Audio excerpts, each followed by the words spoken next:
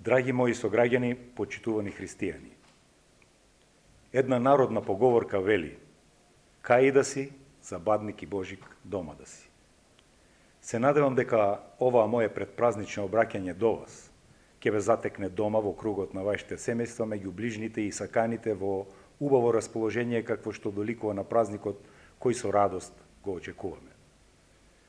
Постојат денови кои ни ја топлат душата и не подсетуваат на нашите христијански корени, корени кои ни даваат до знаење дека сме Божји чеда. Бадник, предвестникот на рождеството Христово, и Божик како еден од двата најголеми празника во христијанскиот свет, нека бидат и понатаму нешта во кои ќе го пронајдеме смислот на нашата вера и постоење. Во овие празнувања се наоѓа суштината на семејните вредности. Тука се и љубовта, добрината и милосрдието. Има ли поубав повод од овој повторно да си посакаме тие нешта да бидат дел од нас за вечни времиња?